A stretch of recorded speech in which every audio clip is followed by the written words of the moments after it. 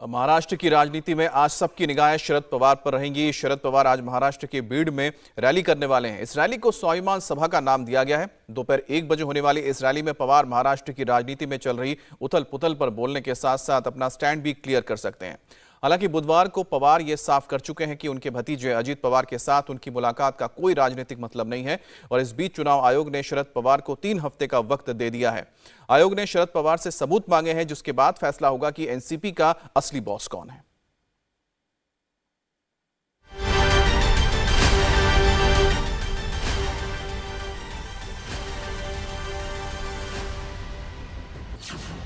शरद पवार को चुनाव आयोग से मिली मोहलत।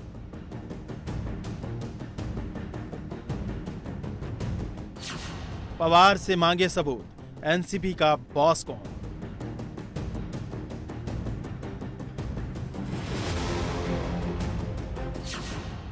शरद पवार ने चुनाव आयोग को चिट्ठी लिखकर 4 हफ्ते का वक्त मांगा था। आयोग ने 3 हफ्ते का वक्त और देकर शरद पवार से सबूत मांगे हैं कि एनसीपी के असली बॉस होने के उनके दावे में कितना दम है। इस मामले में अजीत पवार पहले ही अपना जवाब दाखिल कर चुके हैं। अब शरद पवार को अपना जवाब देना है। इसके बाद ही तय होगा कि एनसीपी किसकी पार्टी है।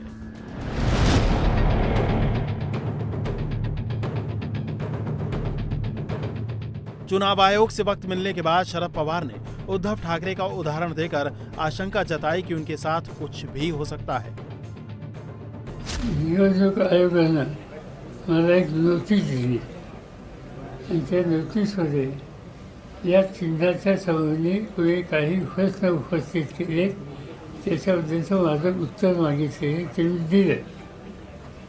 आज हा प्रश्न आम्हाला काळजी करण्यासारखा आहे। तर निवडणूक आयोगाचा निर्णय त्यांचा स्वतःचा असेल तर त्याची चिंता मला नाही, परंतु मला असं दिसतंय आणि विशेषतः शिवसेनेचा जो निर्णय झाला, उद्धव ठाकरेंची शिवसेना, त्याच्यामध्ये असं लक्षात आलं की काही फोर्सेस केंद्र सरकारमधले शक्तिशाली घटक यांनी त्या ठिकाणी हस्तक्षेप केला आणि त्याचा परिणाम आज ठाकरेंच्या पक्षाच्या चिन्हावर विफेट झाला।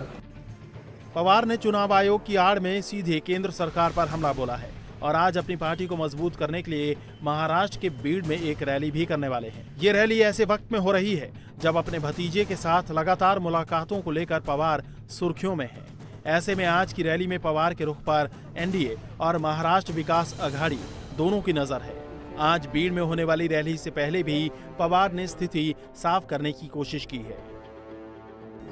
जैसे 31 तारखेला या इंडियाची बैठक 31 अगस्त और 1 सितंबर को मुंबई में इंडिया अलायंस की बैठक होनी है। इस बैठक में मोदी सरकार के खिलाफ एकजुट होकर पूरी ताकत से मिलकर लड़ने की रणनीति बनेगी। हम बैठक में चर्चा करेंगे कि कैसे मिलजुल कर जनमत तैयार किया जाए और देश को मोदी का विकल्प दिया जाए। ये सरकार समाज में जातीय उन्माद फैलाने की कोशिश कर रही है और ये बात चिंताजनक है। वो कई ऐसे फैसले लेते हैं जिससे नफरत फैलती है और समाज में विभेद पैदा होता है।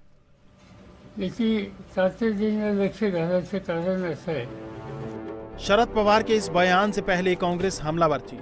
पूर्व सीएम पृथ्वीराज चव्हाण ने आरोप लगाया कि शरद पवार को केंद्र में कैबिनेट मंत्री पद का ऑफर दिया गया है। यही ऑफर लेकर अजीत पवार बार बार चाचा पवार से मिलने जा रहे हैं। पृथ्वीराज चव्हाण अपने इस बयान से अब तक पलटे नहीं हैं, मगर कांग्रेस के ही एक और नेता विजय वडेट्टीवार ने इससे आगे बढ़कर ये खुलासा किया कि अजीत पवार को बीजेपी तब तक सीएम नहीं बनाएगी जब तक वो अपने साथ चाचा शरद पवार को एनडीए में नहीं ले आते। असं आहे की आम्ही दोघे एकत्र आहोतच। हम दोनों ही नहीं, हम तीनों ही साथ साथ हैं, लेकिन इन मुलाकातों से भ्रम की स्थिति पैदा हुई है। हम उम्मीद करते हैं कि ये भ्रम जल्दी ही दूर होगा। सवाल ये है कि अजीत पवार बार बार शरद पवार से क्यों मिल रहे हैं। इसका जवाब ये है कि शिवसेना और एनसीपी के मास लीडर तो उनके साथ हैं नहीं, इसलिए बीजेपी की हालत सुधर नहीं रही। वो किसी ऐसे नेता के बगैर लोकसभा चुनाव में अपनी स्थिति नहीं सुधार सकते जो मास लीडर हो। शरद पवार मास लीडर हैं, इसलिए अजीत पवार उनसे बार बार बीजेपी के साथ आने के लिए बोल रहे हैं। दूसरी वजह यह है कि मोदी ने अजीत पवार के सामने शर्त रखी है कि उनको मुख्यमंत्री तभी बनाएंगे जब वो शरद पवार को बीजेपी के साथ लाएंगे। अजीत पवार मुख्यमंत्री बनना चाहते हैं, इसलिए वो बार बार शरद पवार साहब से अपील कर रहे हैं, दया याचना कर रहे हैं कि वो भी बीजेपी के साथ आ जाएं। त्यांचा आग्रह कदाचित असू शकेल।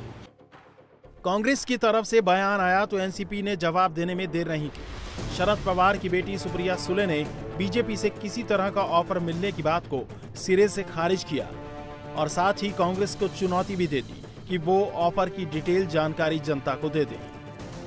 मुझे किसी ने कोई ऑफर नहीं दिया है, सिर्फ 15 अगस्त का एक बड़ा सेल चल रहा है बहुत जगह, तो इसलिए कुछ महंगाई इतनी बढ़ी है तो शक्कर आटा कुछ सेल चल रहे हैं बहुत सारे ग्रोसरी स्टोर्स में, मैंने पेपर में पढ़ा। वो ऑफर मुझे पता है, बाकी कोई ऑफर मुझे पता नहीं, वो मुझे नहीं पता। आपको उनको ही पूछना पड़ेगा क्योंकि ना पवार साहब ने ना मैंने कुछ स्टेटमेंट किया है, जो कर रहे हैं उनको ही पूछना पड़ेगा क्योंकि मुझे इसके बारे में कुछ पता नहीं। इस खींचतान में सबसे बड़ी मुश्किल उद्धव ठाकरे की है। अब उद्धव के पास कांग्रेस और शरद पवार के साथ बने रहने के अलावा कोई और विकल्प नहीं है, इसलिए उद्धव ठाकरे ने बुधवार को पार्टी के नेताओं को बुलाया, उनके साथ सलाह मशवरा किया। इसके बाद उद्धव ठाकरे की तरफ से कहा गया कि महाविकास अघाड़ी में सब कुछ ठीक ठाक है, कोई दिक्कत नहीं है। कोई फैमिली इशू है, उस बारे में वो बातचीत और मीटिंग थी, ऐसा उनका कहना था। पवार साहब हमारे नेता है, मार्गदर्शक है। महाविकास अघाड़ी हो या इंडिया अलायंस हो, पवार साहब का स्थान वहाँ बहुत ही महत्वपूर्ण है और रहेगा। इंडिया टीवी हर वक्त हर जगह डाउनलोड करने के लिए सर्च करें India TV news Google play store या ऐप स्टोर पर।